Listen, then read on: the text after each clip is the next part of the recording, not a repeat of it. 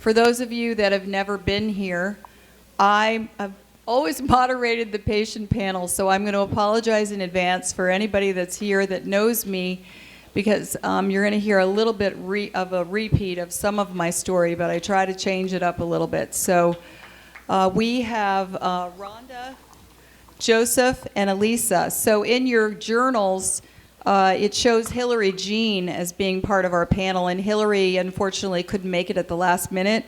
So Elisa kindly offered to sit in with me on the panel, so thank you very much. And her story's not in the journal, but she'll share it. It's pretty compelling, as are all the others up here. So I'll start with mine.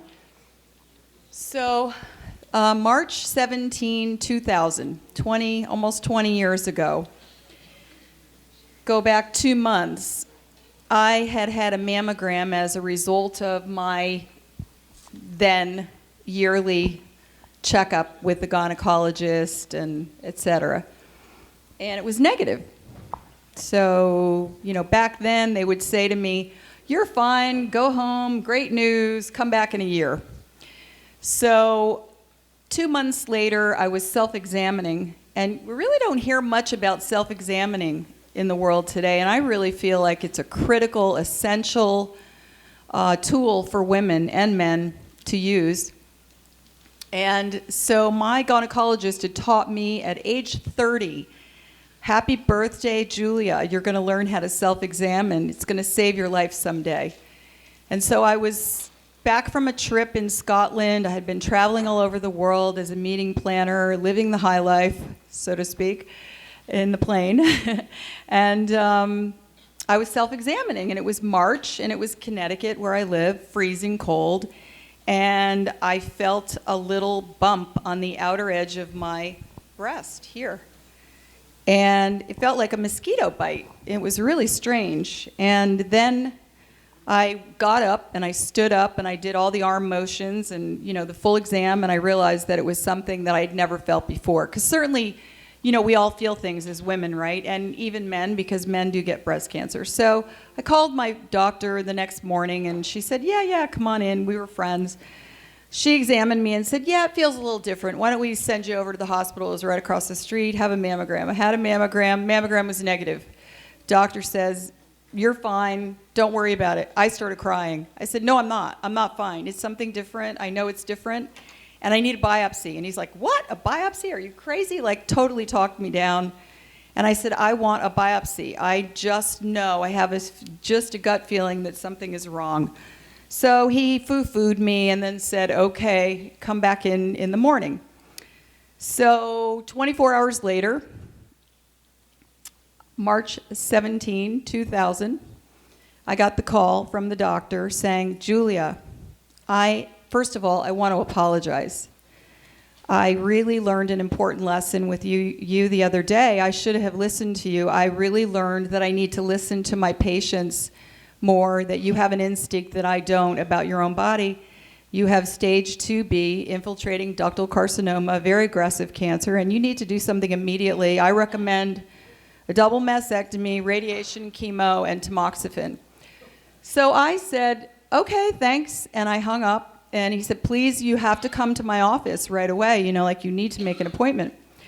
So the first thing I did, because, my power is Jesus, I got on my knees, I prayed, and I just felt the most amazing peace from God. And I knew that in that moment, I just had this sense that no matter what happened, whether I died or lived, that I was going to be fine. I was going to be in the arms of God. So at the moment, I was training for elite races. I was a triathlete. I was a crazy workout person. I was working out, training 4 hours a day. And I want to mention this name, and it's not going to mean anything to any of you, but I realized today, before I got up here, that I never mention his name when I tell my story, and he was planted in my life by God. His name was Mark Sherwati, and he was a doctor and a scientist, and he was planted in my town for 1 year. He was working for GE in research, and we met at the gym, and he was about 20 years younger than me and in incredible shape, and he was training me for races. So when I found out, I didn't tell anyone because I have a huge Italian family and I knew everyone would freak out and start wanting me to do what they wanted me to do. And I didn't want to deal with the emotion of having to deal with everyone else because I needed to, have as much energy and fuel for myself as I could. I didn't even tell my parents. They were in Florida for the winter. So I told Mark. I said, what am I going to do? I'll go to the gym. So I went to the gym. I ran 10 miles. I worked out on the weights. Mark comes in. I tell him, I start crying. He hugs me. He said, Julia, I'm going to help you through this. We're going to do research. I have access to websites that you can't get access to. And I totally believe in you, and I know you're going to be well. And it was just the most amazing, amazing thing. And it really was, he was my person. He was my person. And so every night after work, he came to my house, and we did research for 2 or 3 hours. And I had notebooks and notebooks and notebooks filled with information. I watched videos. I watched podcasts of doctors. I went to conferences. And I decided after 2 weeks that I was going to implement a completely natural protocol. And I had a piece about this. I had a total piece about my protocol. I had a vision that I was going to be healed, and I never looked back. And that was based on my faith, and it was based on education. It was based on knowledge. It was based on encouragement from somebody that I barely knew in my life. Really, he was my person. And so then I eventually told my parents and my siblings and some of my friends. And so I emptied everything out of my house.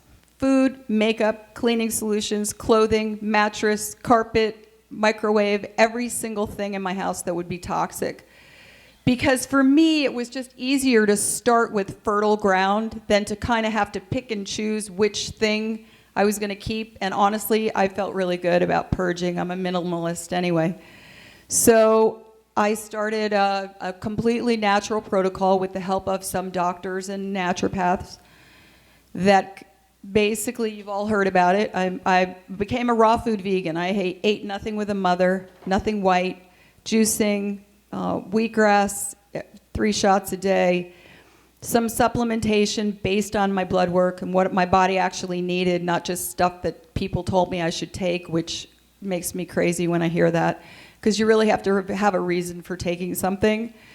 So I embarked on this journey, and I'll get back to the peace part because I think it's important, because some of you have chosen conventional means, some of you have chosen natural protocols, and I think it's really important to have a vision for where you want to end up and how you're going to get there, and not waver from it and not let anybody else tell you what to do, whether it's a spouse or a boyfriend or a girlfriend or a parent or a doctor.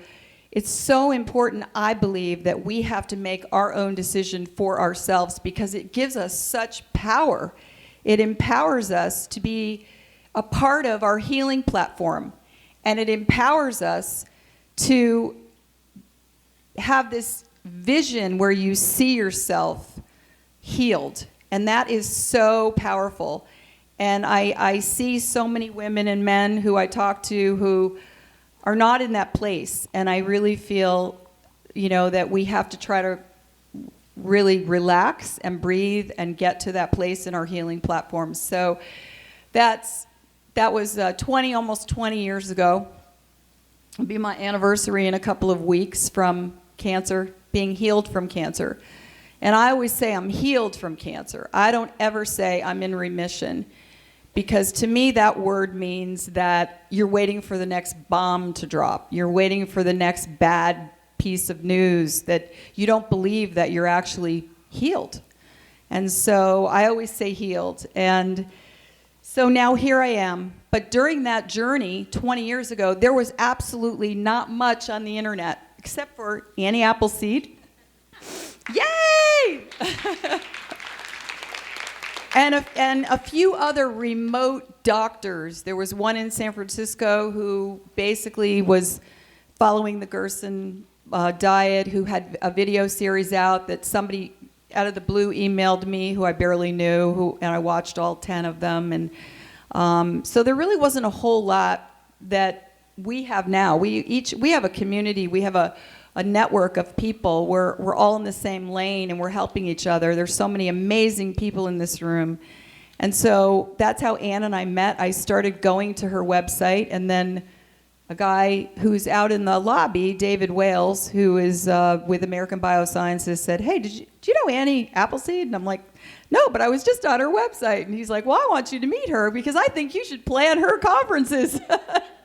So that's how we met, and that's why I'm here.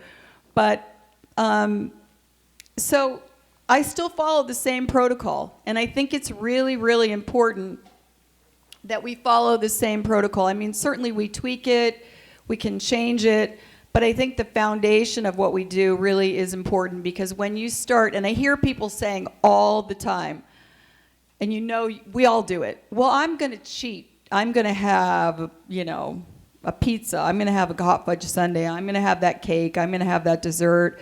I'm going to drink that whatever, glass of vodka, whatever. But we can really cheat ourselves back to where we were, which is a really dangerous place to be. Memory lane is a very dangerous place to be in many, many ways, including our diet. And so I think it's really important that we remember the foundation of what got us well and to stick with it. For me, that was my RX. I didn't do chemo. I did not do radiation. I did not do tamoxifen. I had a lumpectomy, a sentinel node biopsy, and I did that at MD Anderson Cancer Center in Houston.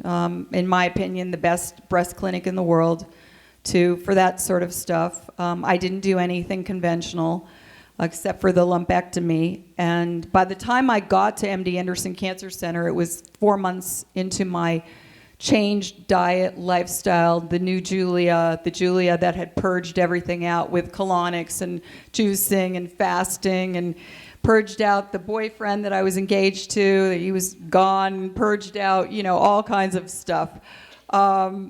Friends that were telling me I was going to die and that I was stupid, and doctors that basically fired me and said, "Please don't come back to my office if you're not going to do chemo." So, it's a crazy world, but here I am, and I'm part of this amazing conference, and I want to turn the floor over to these 3 amazing people who have stories that are incredible, each in their own right. And I just want to say, don't be afraid to, if you have a gut instinct about yourself and about your healing platform. There's many people in the audience who I know who are very courageous. Catherine is one of them, who is a good friend of mine who I grew up with. And she's dealing with some stuff now, but you're going to be good because you're following your heart and you're following your protocol. And I just want to encourage everybody to do the same. And thank you for listening to my story. And I'm going to turn it over to Rhonda.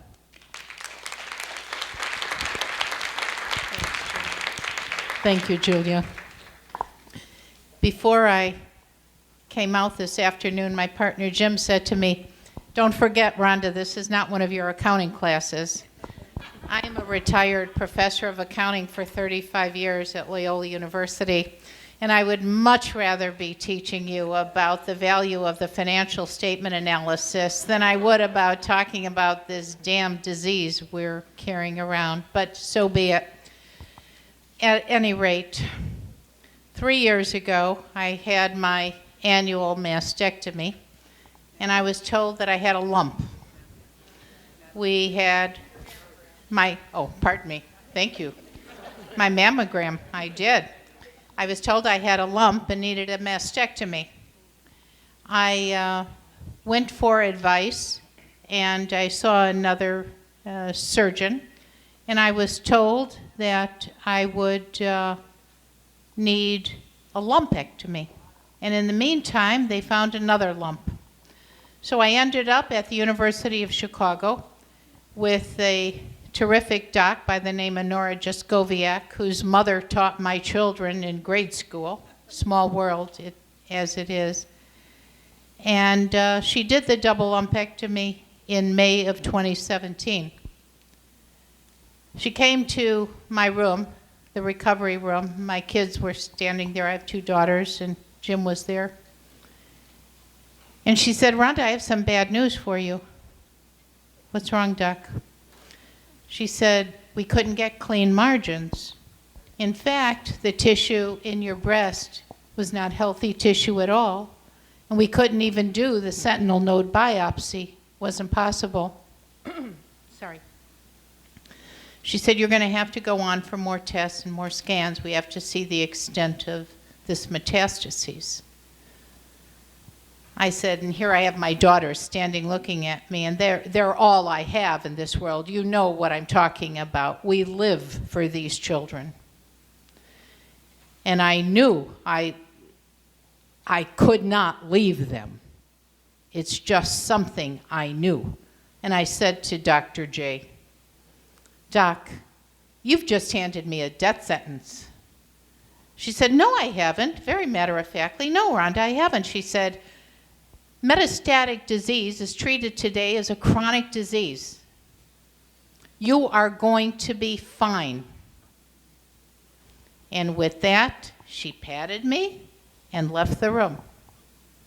A few weeks later, I had all the necessary scans, as you know, PET scans, CT scan, bone scan. It came to be that I had what is termed suspicious spots in my upper and lower spine and on my pelvis. Now, my partner Jim is always concerned when they say suspicious spots because there's been no biopsy of the bone. But nonetheless, after a variety of oncologists have viewed the scans, they are all in agreement. It is malignancy. I saw the first oncologist at the University of Chicago and was told that I should start on the protocol of letrozole, Ibrance, and Xgeva, Xgeva being for the bones. Fine, but before I did, I wanted a second opinion. I went to Dana-Farber Cancer Institute in Boston and saw the head of clinical trials, Ian Kropp. He's a great guy. He evaluated my scans, my position. He said, "I agree with everything except I would wait on the Ibrance." So he said, "I'm going to put you in touch with a doc in Chicago. I work with him, author, researcher. His name is Gradishar, William Gradishar. And I want you to begin letrozole and Xgeva." After 2 months with the Xgeva, I was so ill. The side effects to the Xgeva hit me very hard. I had migraine headaches. I called Gradishar's office. They said to me, "Xgeva doesn't give headaches. It must be in your head." Don't we hear these things, huh? All this baloney. We know what we're feeling. We know what causes the severity of the symptom. At any rate, after 2 months, we went back to Gradishar's office. I said, "Doc, don't you have something else?" By that time, I had already talked to enough gals. I knew there was Zometa on the market. I said, "Can you switch me?"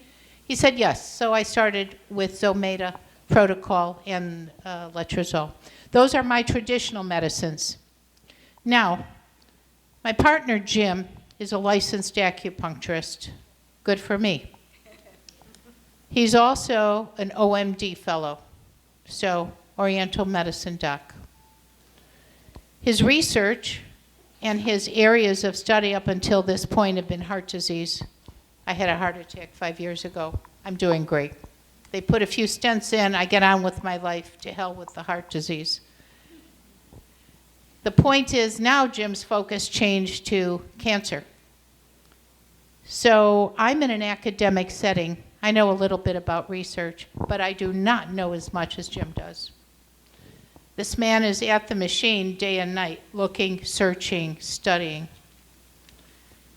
He said, "We have to build up your immune system." He said, 25 years ago, I was at a conference with Deepak Chopra, and he was telling us about the value of curcumin. He said, first thing, curcumin. Not just any curcumin. We have to find the purest and best form of curcumin. So we started and searched, and the study continues. I've been on curcumin for 2.5 years, as many of you are. Next thing, we went to a conference sponsored by Andrew Weil, and it was a terrific integrative medicine conference. And Dr. Weil said, I think everybody should take a supplement called Zyflamend. Have any of you here a Zyflamend? Not too many. It's a wonderful, wonderful supplement, highly, highly respected. I started on Zyflamend as a supplement. In addition, added ACEs, vitamins A, C, E, selenium, and zinc. Zyflamend, ACEs. Next thing, Jim said, you know, Rhonda, I think you ought to start with some melatonin. And I said, I don't have a problem sleeping. He said, and this was what's so sweet about it. He said, you know, melatonin puts us to sleep. It also puts cancer to sleep. I thought that was beautifully stated, so simple. So I started on a protocol of melatonin, 20 milligrams at night. Now, as most of you know, the traditional dosage is 1 to 3 or 1 to 5 to get some rest. I'm on 20. I have no ill effect at all from 20 milligrams of melatonin nightly. Shortly after that, we started research on mushrooms.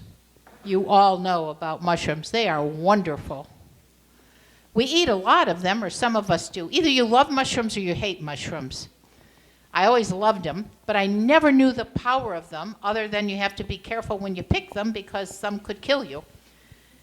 But at any rate, I started taking turkey tail, which many of you are aware of, also added my community.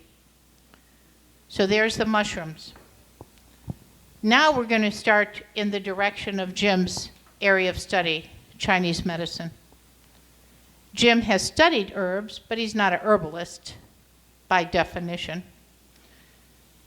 His dear friend and colleague is Dr. William Dunbar. He's the president of the Midwest College of Acupuncture and Oriental Medicine.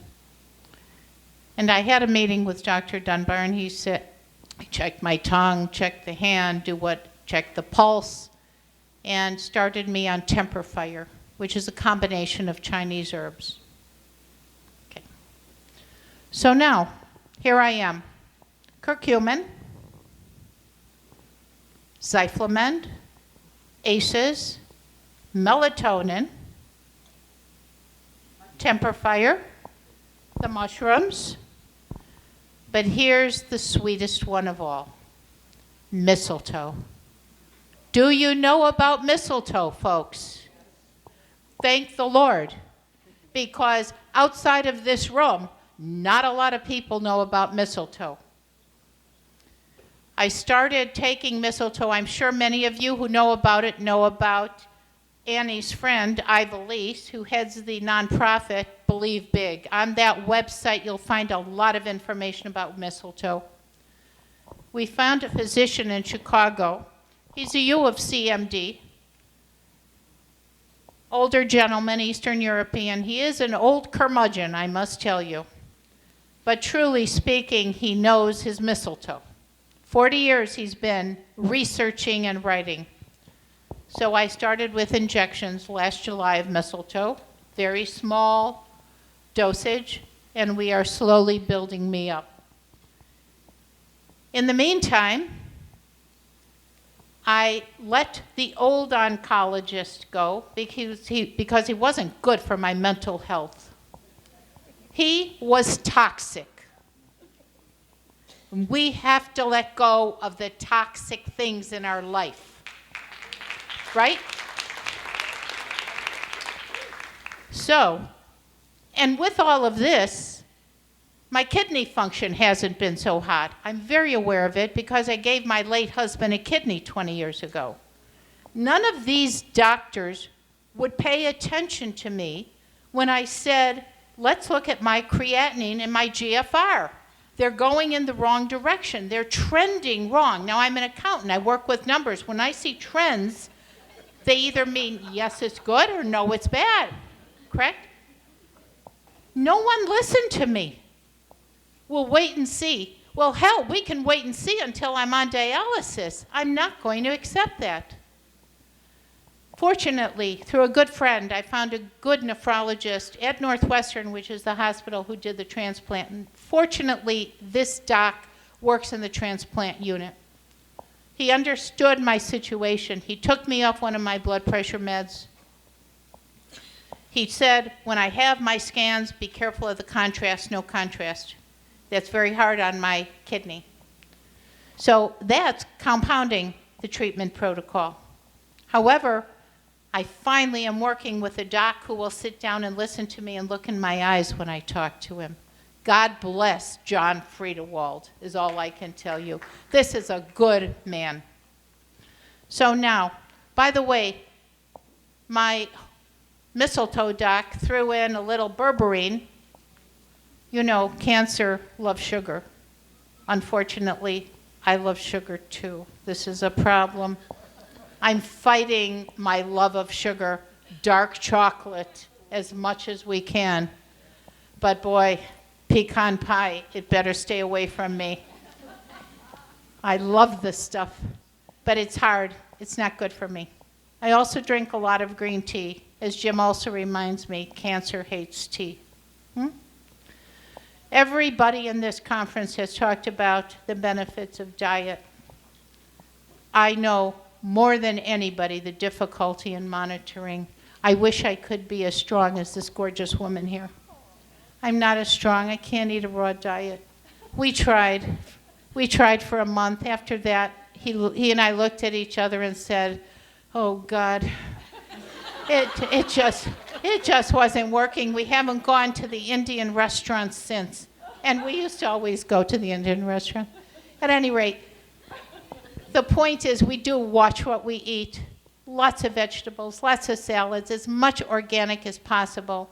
I wish I could hit my daughter over the head with the twin babies and tell her to not give the kid a French fry. You know, my daughter doesn't want to listen to me. Oh, Mom. Huh? I'm tired of this oh, Mom stuff. Mom wants to live. I want my grandkids to live healthy, too.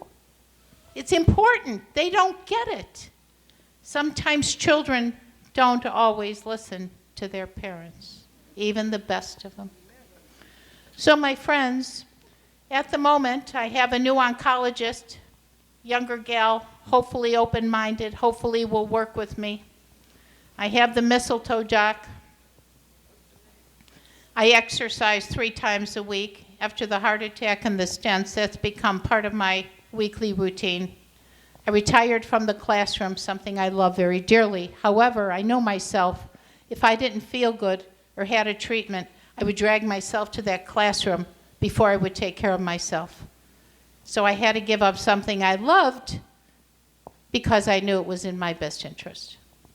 I still work part-time. I'm a practicing CPA. I love that. My clients are my students. So what can I tell you? I continue on my journey. And like each one of you know, it is a journey.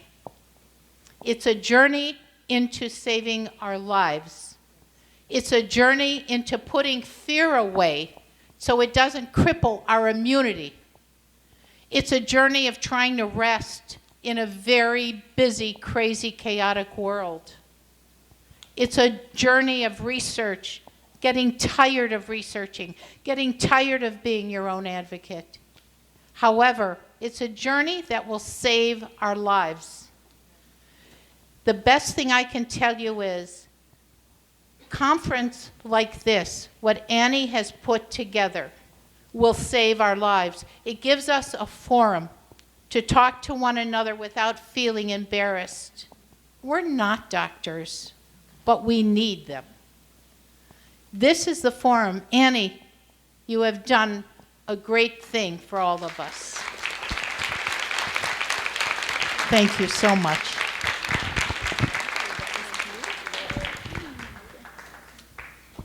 So you learn to love yourself more than your job. Me too. It is, isn't it?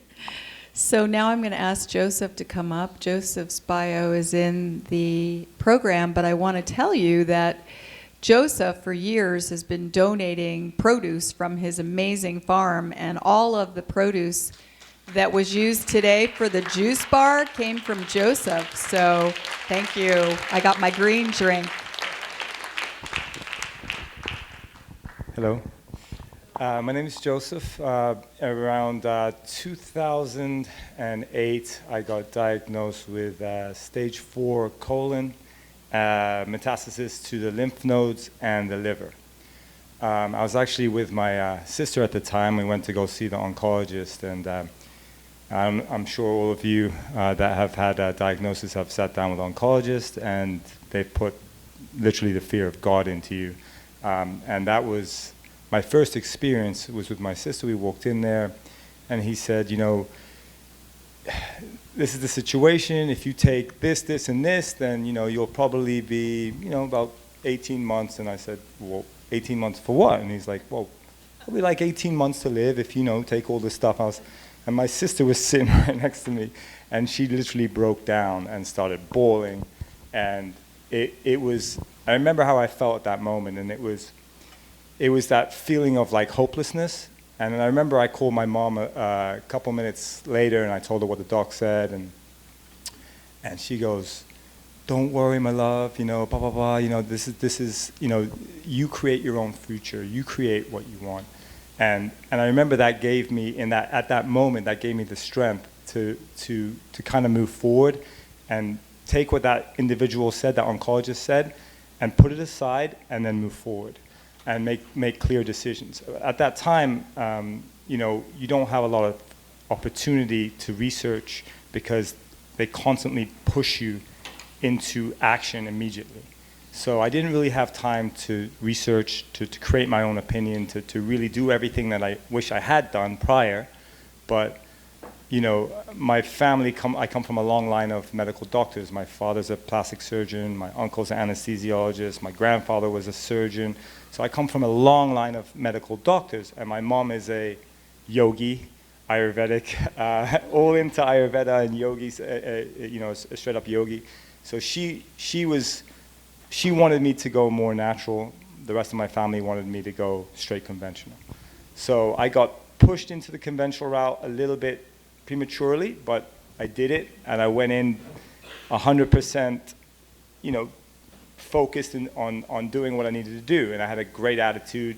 I moved forward, and I started taking chemo, radiations, operations, and I did as much as I could until my body got to a point, and then it shut down. And then no matter what I did it from that point on, my body just had enough, and I decided to stop the treatments that I was doing. And they were very aggressive with me. I believe the doctor said, we literally are throwing the book at you. So they gave me a lot of things that they probably wouldn't give someone that was older. I was around 31 at the time. So I went through all that, and I remember sitting, the pivotal point for me when I was sitting in the hospital bed. I had a bag on my stomach. I had tubes in my throat. I was in a bad spot, and the doctors made my wife sign a document that said, you know, he might not come out of this hospital, you know, in the next couple of days. My intestine had twisted, so I had some complications from a chemo that I had done, and I remember looking at this clock on the wall, and I was literally living like second by second, minute by minute, until 8 a.m. showed up, and that doctor would come back in and do his rounds and tell me I could take that thing out of my throat. So, you know, so it was literally minute by minute. And I remember that moment because that was the thing where I told myself, if I get out of here, I'll never come back here again. I will do whatever I need to do. I'll just never come back here again. And somehow, 3 or 4 days later, I managed to get out of that hospital. And then I promised my wife and my mom that I wouldn't come back because my body hit a point. And I'm not saying anything negative about chemo operations or anything like that, because I think everything has its place, and I think it could have been a part of the reason why I'm still here. I don't know, but I know that I did a lot of things. So when I left that hospital, that's when I started my journey. That's when my journey started. And I got into very similar. I went to raw foods. I stopped eating meat, I stopped eating dairy, stopped eating bread. I went 100% raw vegan. I started juicing every day. I was exercising every day. I did infrared saunas.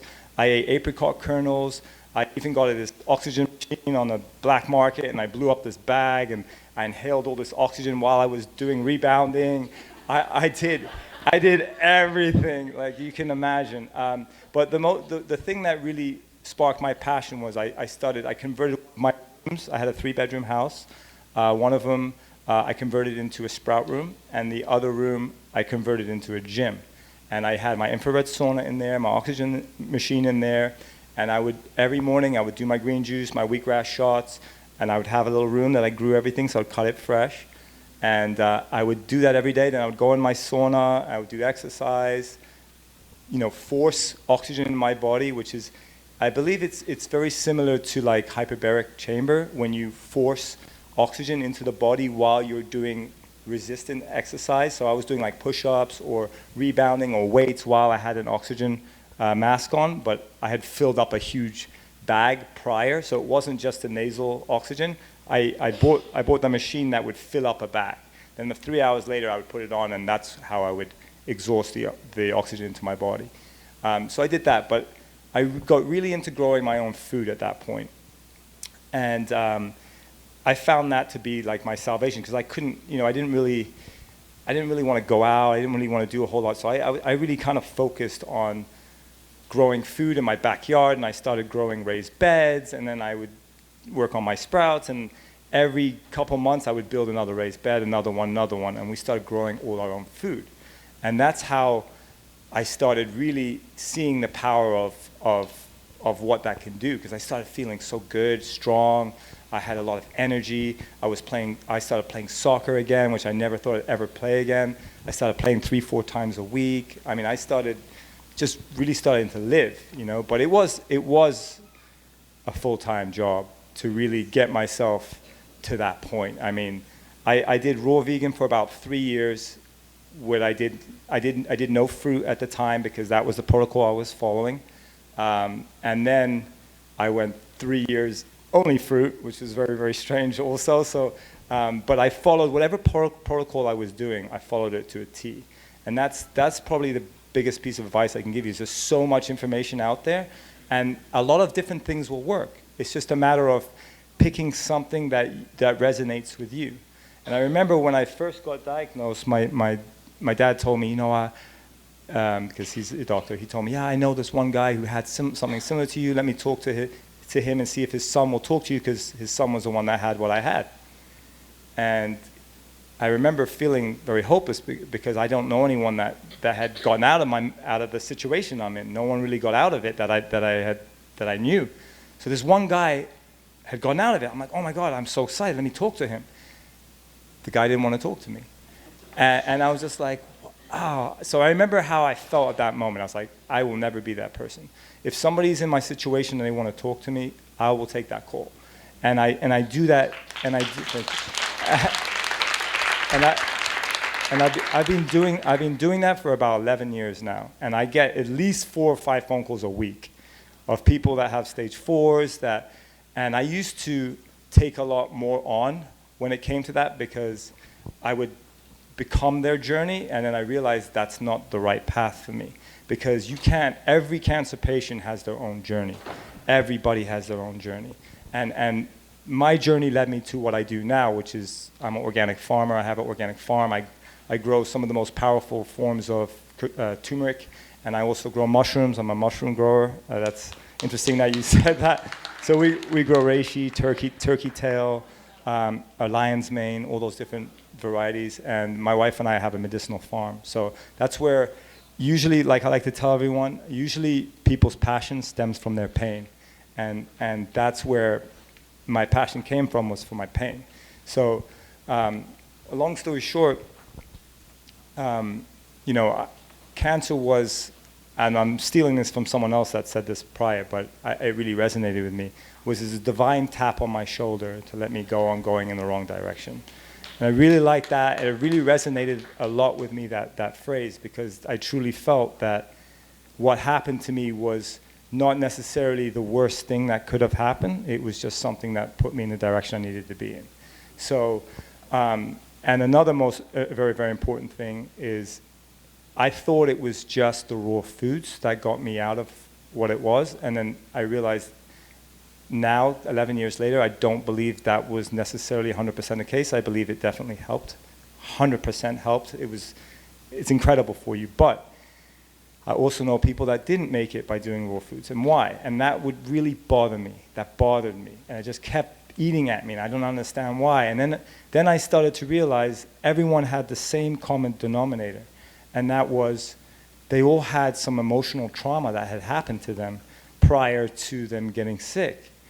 I'm not saying everybody, but over 90% of people I talk to, I'm like, what happened? And they're like, oh, well, and they would tell me the most horrific story ever. I'm like, oh, well, I mean, so, and I couldn't quite understand why. And then after reading and researching and learning and talking to a lot of other people, I realized that, your body goes into fight or flight when you're super stressed, whether it's work, whether it's emotional trauma, whether it's a bad marriage, whether it's whatever it is, your body goes into fight or flight. If it's in fight or flight, it has a very hard time healing, so it doesn't matter so much what you do unless you release that stressor. So the stressor is the most important part in my mind, and I didn't realize that at first, but I was working a lot on all the physical, and I was working a lot on the emotional side too. And I didn't realize how powerful the emotional side was until later. I always thought it was just the wheatgrass and the juices, which is awesome. It's 100% necessary, in my opinion, to flood the body with those nutrients, the oxygen that it needs. But I also believe that the mind is probably the most powerful thing that you can do when you're in that situation, because that oncologist told me I had 1.5 years to live. If I believed that oncologist, I would have died 1.5 years on the day he told me I was going to die. So for me, I got angry at him when he told me that. Like, I let him have it. And that was taking my power back. So by becoming a victim, you're now giving your power to somebody else. So when you take that power back, there's nothing that I can explain to you what that does to you. Because then you're like, everything I'm doing is my choice. I'm not a victim. I'm either going to get out or I'm not. And that's when I made that decision that day in that hospital. I said, if I'm going to die, I'm not dying in this bed with people that don't care about me. I am going to at least go down this route, and then I'm going to either make it or I'm not. And if I don't, then at least I'm with people that love me and care about me. And that's what shifted my mindset,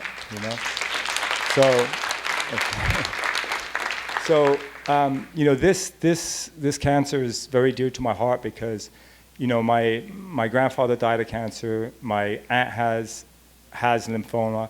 My mom, of all people, and I know exactly why she got it, has a stage 4, exactly the same cancer I had. I don't want to say that.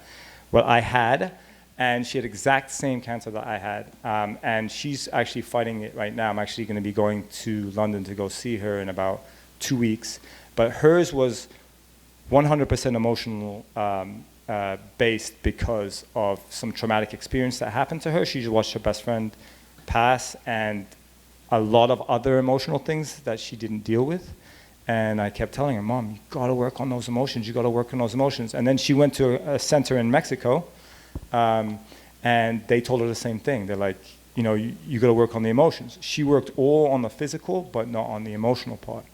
So now she's forced to focus on the barriers in her life that she kind of like tucks away.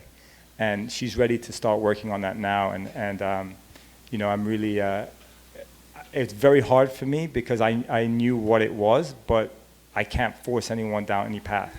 And that is the hardest thing when you see people that you love that have something like this, and you kind of know what they need to be doing, but you can't force anyone through their own journey. It's their own journey. Even if it is my mom, even if it is my cousin also, she has stage 4 cancer. She's staying at the farm with me right now, and she's healing. She's actually doing the same protocol that I did, which is all the raw foods and everything. She's already 4 months in. So she's in a good spot because she just goes out, harvests kale, she gets sprouts from the farm, she gets turmeric. You know, we grow 5 varieties of turmeric, so she's taking very strong turmeric shots every day. So she's really being able to thrive right now. She's actually helping me at my markets too. So if you guys are ever in West Palm Beach Farmers Market, I'm there on Saturdays. You'll see me there. I'll be slinging turmeric and sprouts. So that's what I do. So yeah. So it's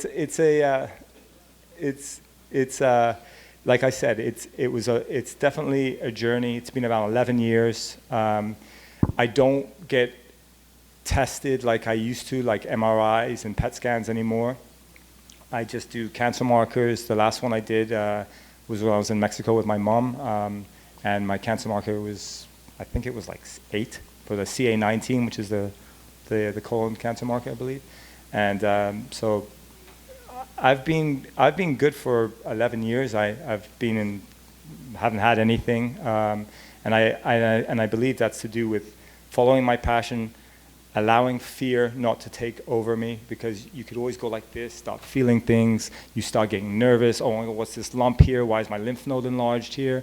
And if you just allow that to eat you up, it's not a good way to live your life. So fear is the first thing that you need to release, and follow your passion, do something that you love to do, and then the rest, everything else will work out. If you're meant to be here, you will. I truly believe that. And if there's anything, if the only thing I can do is help inspire someone that has, cancer to at least, take that on and decide whether or not they really truly want to be here or not, because a lot of the times, some people don't really want to be here. They want a way out. And as weird as that sounds, it's not in a negative way. It's just certain people.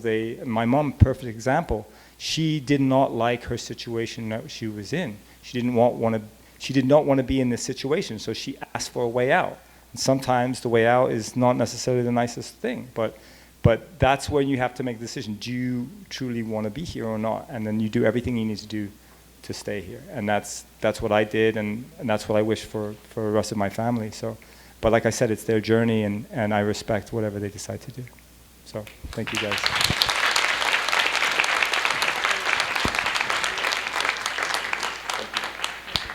Yeah, totally powerful. It's true. Can't give any negative feelings any power, right? And so now we're going to ask Elisa Gorman to come on up. She's not in the program, but she's a friend of mine from Connecticut. And she and I did a panel with Annie in the New York area back in the fall. And she's doing video clips and here helping us with photographs and jumping in. Thank you so much for sharing your incredible story and helping us. Thank you. How great is it that we're all here together, getting inspired? Thanks for listening to me in advance. So 1 year ago, January 10th, 2019, I was diagnosed with stage 2 triple-negative BRCA-positive breast cancer. Like everyone else, there was major emotional components, and those are things the doctors never ask you. Hey, what was going on in your life before you were diagnosed? Nope, they just tell you you're diagnosed, and then they tell you all the things you have to do, and then they send you on your way, and then they expect you to come back in and get all your treatments, and it's super overwhelming. I'm sure you've all felt a little bit overwhelmed for your own journeys. And I really did look at what had happened. It wasn't actually a shock to me that I was diagnosed, because that whole year prior to leading up to my breast cancer, I had been a caregiver for my mom, who is currently in her own journey of stage 4 ovarian, going the conventional route the last 3 years. She had breast cancer 10 years ago, and I've been observant to her situation and caring for her. And she lives in Toronto and I live in Connecticut, so I was traveling a lot back and forth, running my own business. Doing public relations and social media, so super active, late nights, always out and about. And then I got divorced, same year, got divorced. And then the exact same year, 1 month before my diagnosis, my very best friend on the entire planet for 16 years died suddenly from a stroke. And he was the most spiritual life coach that you would have ever met. And he basically, I think he has guided me this entire way. And I do believe in God, and I believe in God way more now because the messages and the miracles and the magic happen because I opened up to those miracles and magic since my diagnosis. I knew when the doctors told me that I needed to do a double mastectomy, 9 months of chemotherapy, ovary removal because of my BRCA positive and because of my mom's history, and radiation, instantly everything in my body was like, no. Like, the feeling literally just took me over that was not going to be my path. I just knew it. It was just something inside me, and I tried to explain that to people I love. My family actually basically stopped talking to me because it was just too much with my mom going through her treatment and me deciding to go the non-conventional route. They didn't believe in my methods, and at that point, it was too early for me to be like, well, I'm right, because they had no idea, and I really had no idea. I just was trusting, and a lot of beautiful things happened in the process. But the first thing that I did was I got the book Radical Remission and by Kelly Turner. That was the first way that I was able to somehow gain some knowledge, to find inspiration that there was other people like me on this path that I knew that I was going to be on. And when Radical Remission led me to Catherine Doherty, who is a Radical Remission coach, and I went to a workshop a couple months after my diagnosis, and that led me to my naturopathic oncologist. So all of these things started to lead me to the people that I needed to be with, including here right now on this stage, talking to all of you, being friends with Julia, and being introduced to Anne. So when I had told my doctors that I wasn't going to do conventional medicine, they told me that I was making a mistake, this was the window, because I was triple negative, it's very aggressive, that this is what I needed to do. My breaking point in that moment was, with all that pressure, I ended up having to go to a fertility doctor. I'm 37, so I was just diagnosed last year at 36. I'm going to be 38 March 26th. And I had just been divorced, no kids. I'm like, I'm single, like I'm young, I'm single, like I don't know what I want. I don't know if I want kids. And I went to the fertility doctor, and the fertility doctor said, you know what, I'm going to buy you some time. I have to do some tests on you anyway. It's going to take 3 weeks for these tests to happen, so you don't have to make any decision now. So with the book Radical Remission, I changed my diet completely. I started following Chris Carr and Chris Wark, and I started juicing all the time. I removed gluten, dairy, sugar, and meat products out of my diet completely, and I'm completely plant-based. I drank about 3 32-ounce juices a day. And I eat big salads, and I do coffee enemas, and I kind of started to follow the Gershon Institute remedies a little bit. Even though I had never gone, I started to follow those in response to my integrative oncologist recommendations. So I started to feel amazing because I started to go to yoga, I started to lose weight, I was 60 pounds overweight, I was drinking alcohol all the time prior because I was in a miserable relationship, so bourbon on the rocks was my favorite. And that was true, like 4 days a week, a lot. And now I don't drink. And I just changed my life. I started to go to yoga more often. I found my lump myself too, which was a little bit crazy because I went to a yoga retreat because I knew I wanted to better my life. Like I had already started to try to want to better my life before my diagnosis. And I went to a yoga retreat, and that's where I found my lump. So that was kind of a blessing because it gave me that moment of like, holy cow, I'm really in tuned in this moment while I'm doing yoga and I'm practicing, that I was aware enough that I found my lump, and my lump was huge. It was like 7 centimeters. It was like the size of a clementine in my breast, and I hadn't felt it, and it grew very fast, and triple negative is aggressive. And anyway, so it was the wait and see. So I told the doctors I wasn't going to do anything. They said stupid things like, you're losing weight because you have cancer, and this is your window. And every time they said things like that to me, I was like, I'm eating a plant-based diet, and you think I'm losing weight because of my cancer. That's so crazy, but that's fine. I ignored a lot of what they said, and I kept going for scans. I did ultrasounds, and now it's May, and I still hadn't done anything, and I really did not want to do anything traditional. I had it in my head and in my heart that I wasn't going to do traditional, and this one magic thing happened. I was in New Orleans. I had to go for work to New Orleans, and I want to share this story because these are the magic moments that happen that when you're really in tune with God or yourself and you're following your intuition, these things just happen. So I'm in New Orleans, and I didn't want to go because it was for work, and it was for a catering company. It was so, it's New Orleans. What am I going to eat? Like, I can't eat crawfish and beignets. Like, I'm looking for green juice everywhere. It's minimal. So I had to figure it out. But I took a walk one day, and I ended up in a crystal store, and I actually bought this necklace there. I was looking for something spiritual, and I asked the lady at the counter, can you find me something for spiritual and cellular health, something that's angelic communication? So she's like, I have the perfect thing. So she got me this necklace. As she's giving me this necklace, this lady comes up to me, and she says, I have to tell you something. And I looked at her, and she's from New Orleans. She's a little rough around the edges. And I'm like, okay. And I'm from Connecticut. I'm like this little girl from Connecticut. And I'm walking the streets of New Orleans. And I'm not drinking. So that's fun. So she goes, I have to tell you something. My grandmother wants you to know that she died from triple negative BRCA positive breast cancer. But she didn't die from the cancer. She died from the treatment. And she wished she had have done things the way you're doing them. I swear it. I journaled about it. I ended up going to the church after. There's a big cathedral there. I ended up walking to the church and sitting in that church. I lit a candle. And that moment came from my best friend, Maddie, and came from God. Like, I know it did.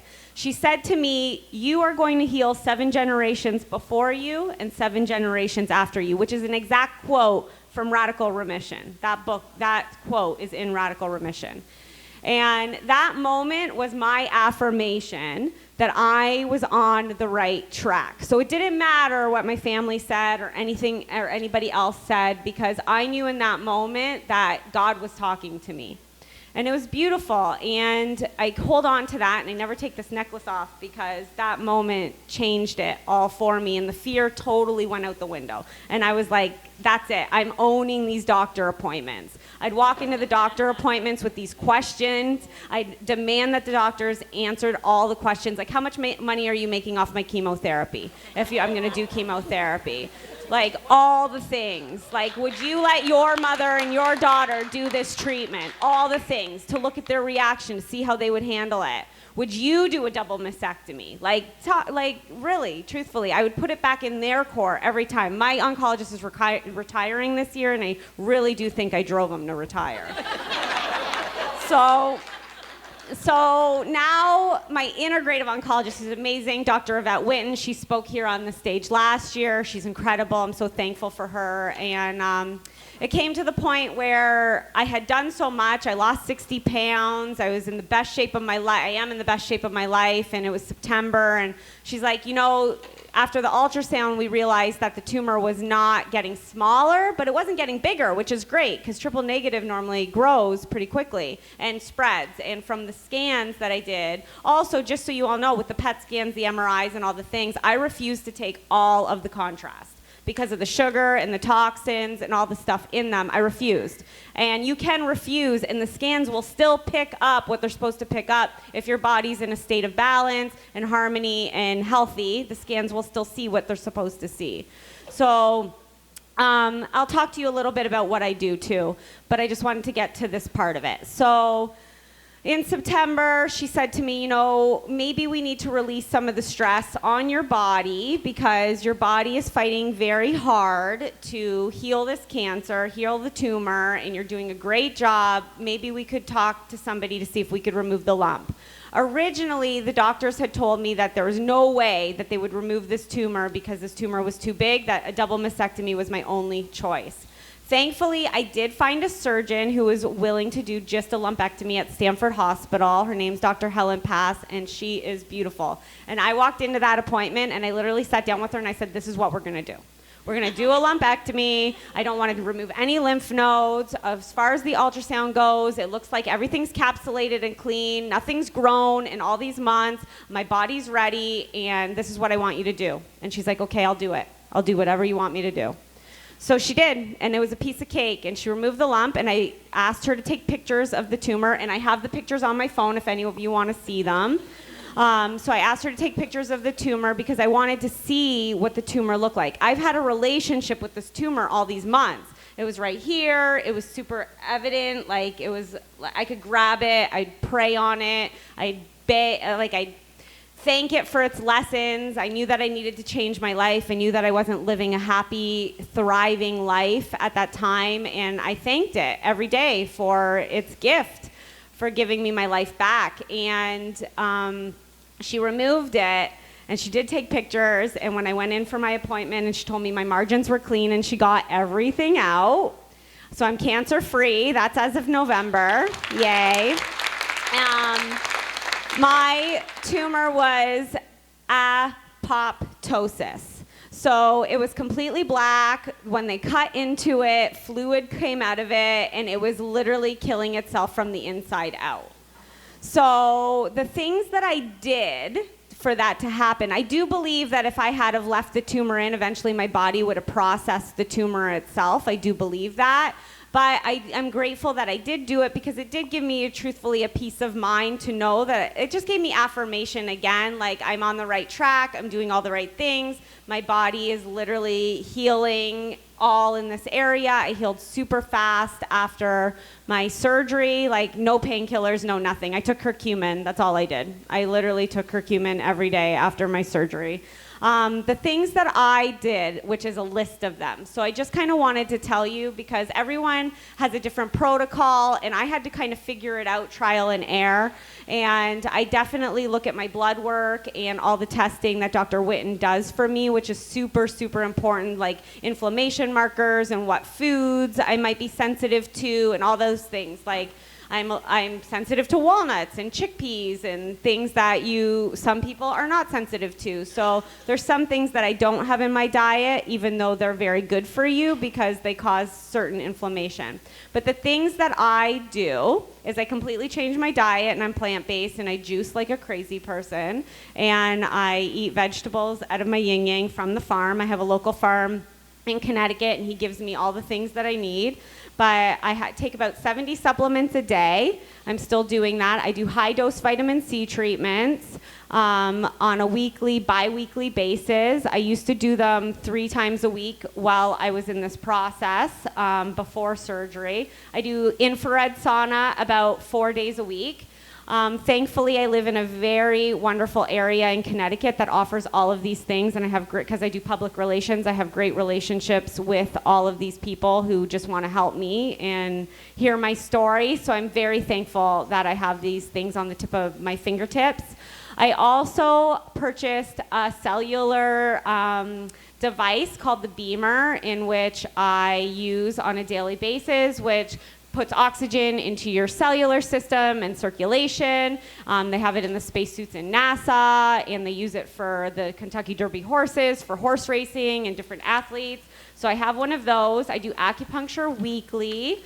I do ozone therapy rectally because that's the only way that you can do it in the state of Connecticut at this time.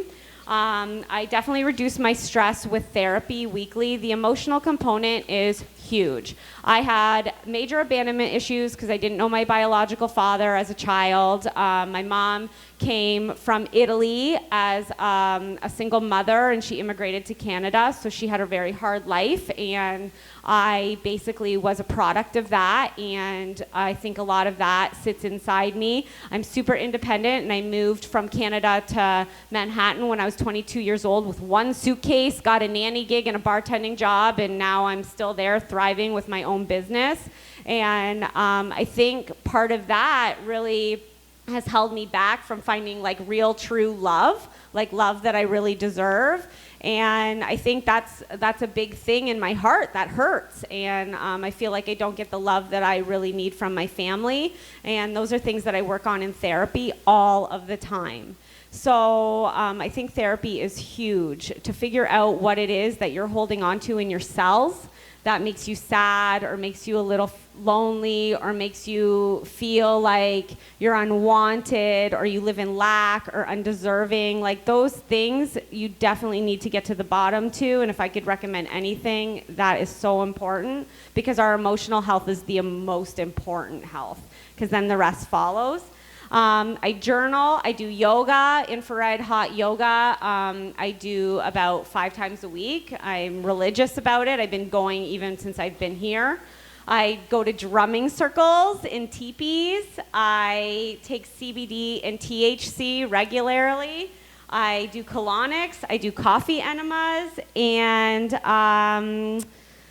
I breathe and I meditate. Dr. Joe Dispenza is one of my favorite resources, and I do his meditations daily. I do them sometimes for 45 minutes, sometimes I do them for 12 minutes. You can find them on YouTube, but honestly, Joe Dispenza, the power of the mind and what we are capable of and what we can visualize for ourselves is absolute magic.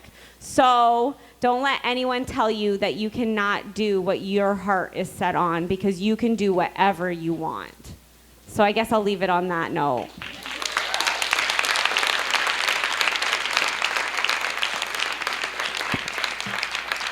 See, that's the thing about the patient panel. We hear real truths. And the scary thing about that is the medical community and the pharmaceutical industry believe that our stories are called anecdotes when they are a total truth.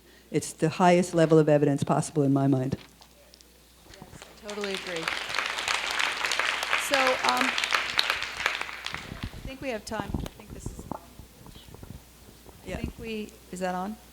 I think we have some time for a few questions. If anybody would like to, or the panel members will all be here after we close up. If any of you want to come and talk individually or personally with any of us, we're certainly open to that. I think all of us. Somebody lost a pendant. If you lost a pendant in the women's bathroom down here, let me know. I have it. Second thing I want to say is I refer to conventional medicine. That's what the mainstream is offering us, conventional, not traditional. Traditional is the 1,000-year-old tradition of Eastern medicine, Ayurveda, etc. Conventional is what the mainstream offers. We should all keep that context in mind. Yes, definitely. Hi. Hi. That was great. I loved it. Oh, thanks. That was awesome. I just read somewhere about curcumin. That's the same as turmeric, right? Every time I read about turmeric, because I also do that, they say that it's absorption. You have to help it. So I wanted you to teach me how to get the whole absorption going on. That one's for me. Yeah, I go over this about 100 times every single weekend. There's two major things that help absorb turmeric to the body, fat being one and black pepper being another. I don't know the exact science behind it, so I'm not going to pretend like I do, but I do know that there's a lot of studies written on it, on why, but they're saying it's around 20 times more absorption with black pepper and with fat also. So when I say fat, avocado, coconut oil, or take the curcumin near a meal, because usually in your meal, unless you're on a specific protocol, has some fat in it. So in that case, you should be okay. I also do golden milks too, and golden milks are, Ayurvedic recipe 2,000 years old, and they already figured it out. So they already have, fat in it, which is the milk or the ghee, but we use coconut milk, and they also have black pepper, cardamom, and other stuff in it. So combination. Yeah, you have to come to the microphone to ask a question. Let me just say about this. A lot of people mention curcumin. Curcumin is not turmeric. That's an aspect of turmeric. Correct. If I take curcumin, I always have turmeric in my food because you want the whole is Correct. larger than the sum of its parts kind of thing. And when you just have one of the parts, you don't have enough, in my Correct. opinion. Correct.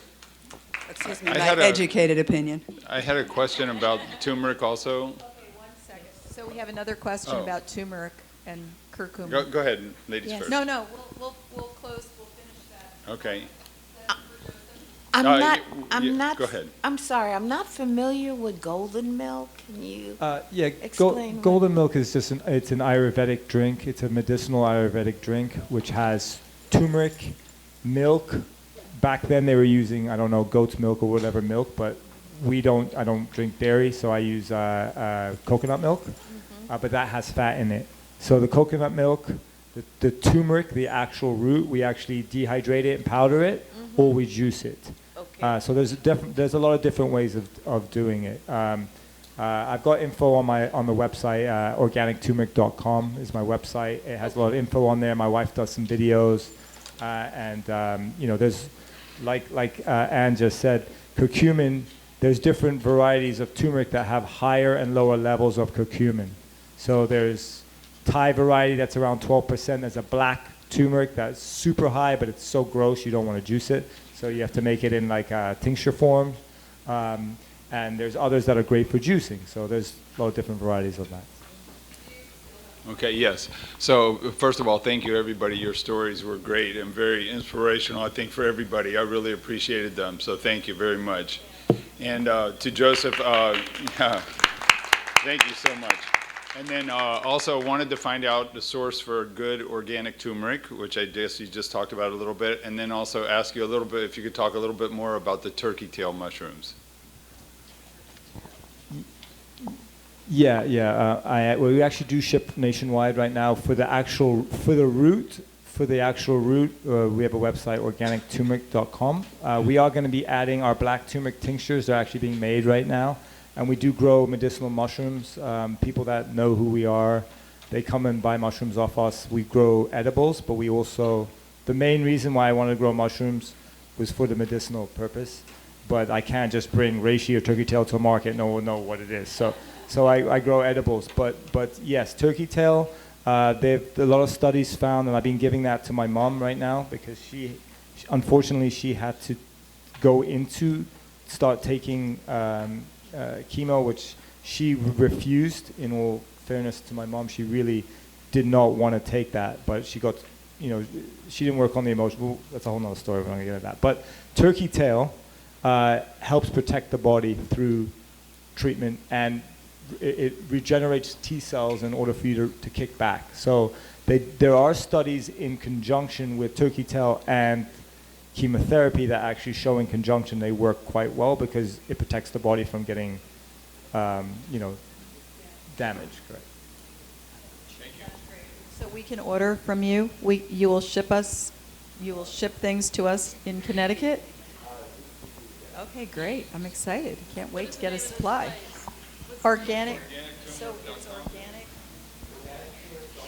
Organicturmeric.com. We have a few more questions. I think one of you spoke about testing for food sensitivities, and what is a good test for that, or how do you find that test?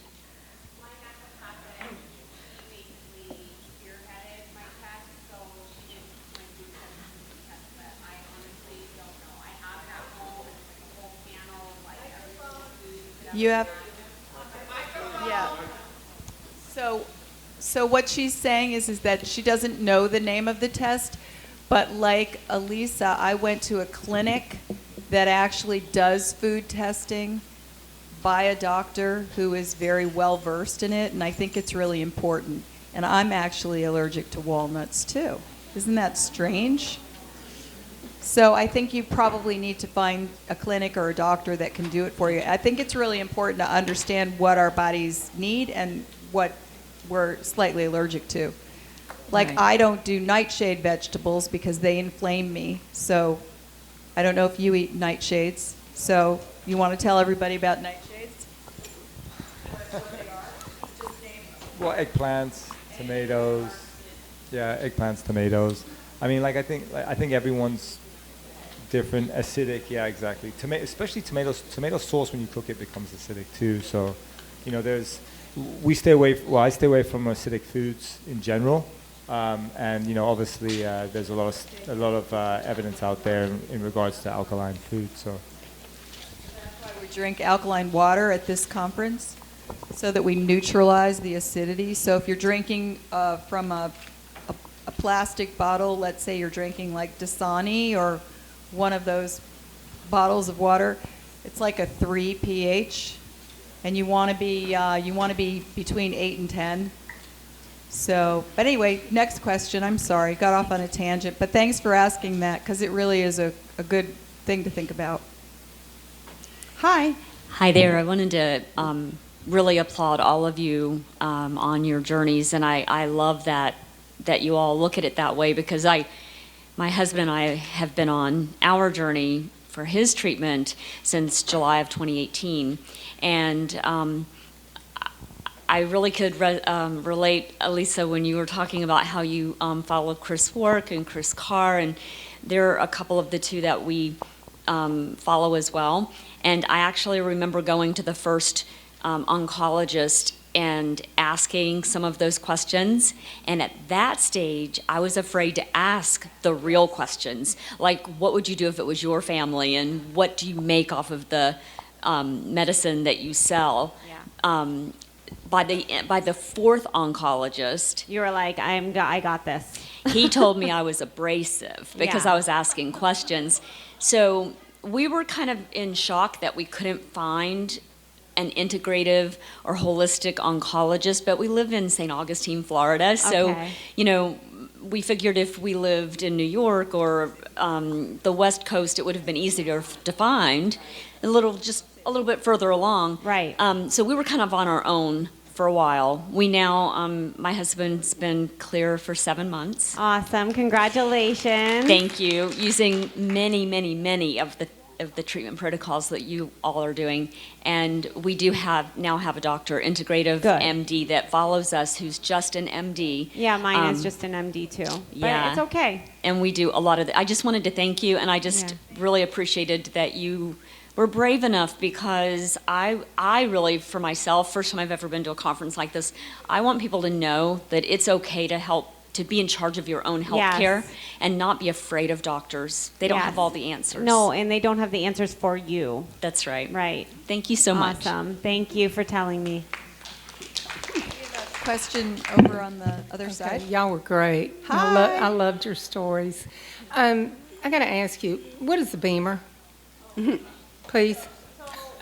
Oh, It's a cellular device, so it has a magnetic frequency, and it's basically a yoga mat with a pad attached to it, and the frequency that it sends out basically allows your cells the oxygen that it needs and detoxes your body, and you can target certain areas on your body. Honestly, if you Google beamer.us, it's all online for you to look at, and I can give you my card, and I can send you some more information. I'm happy to do that. I've never heard it before. It's pretty amazing. It's a pretty amazing. BEMER.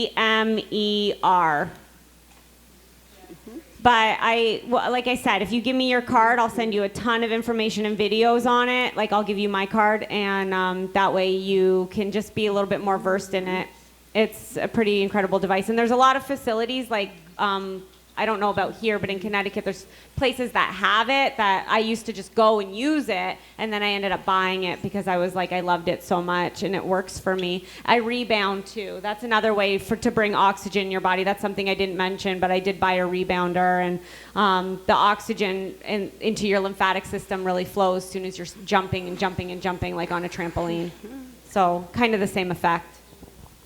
Okay. Hi, how are you? hi. Well, thank you very much for sharing your stories. I'm actually a physician who treats people with IV vitamin C and takes them off Awesome. drugs if I can. Love it.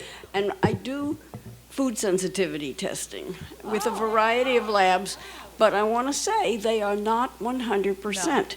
These companies aim for 90% accuracy, which means at least 10% of the food items. If you do a 100-item food test, 10 of them are going to be in the wrong column. And they might say it's okay for you to eat them when it's not, or it might say it's not okay for you to eat them when it is. But just be aware, they are not 100%. So I just want to say something on that. Because of where I am in my journey and because I eat so clean, my body tells me when I put something in it that it doesn't like. So I That's know 100%. instantly when I'm inflamed or when my bowels aren't working the way that I like them to. So I usually know exactly which food is irritating me because of the things that I do eat so regularly. I'm pretty precise on every single item that I ingest. That's 100%. Yeah, so I don't just rely on that, but it's definitely a good way to get started. Absolutely, it's a starting point.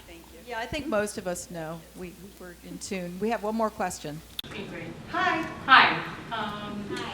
So my question has to do with after your NED, no evidence of disease, how do you begin to think of everything you had been doing up until that point and think about all this in terms of staving off recurrence? And I ask that because...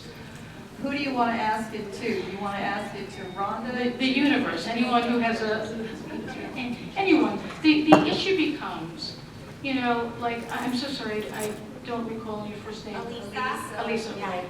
I want to be able to do everything that you're doing, but I don't think I could work or raise my kids, meaning that it's just so, yeah, it's just so much. Why don't you guys get together and maybe have a private conversation? Sure. Do you want to talk after? Yeah, great. That'd be great. Yeah, but any thoughts? All right, great thanks to the panel. Let me say this though, Appleseed Project website, which is a mess right now, it collapsed right before the conference naturally. However, we have information on how to do a coffee enema. You can search under the word handout, and you will see the list of handouts we have, which are a range of things that are very helpful in my opinion. There's dealing with chemo brain, there's toxicity, but of course that handout is now printed, and I hope you'll all take some. But also how to do a coffee enema, and a lot of other things. You can search topics.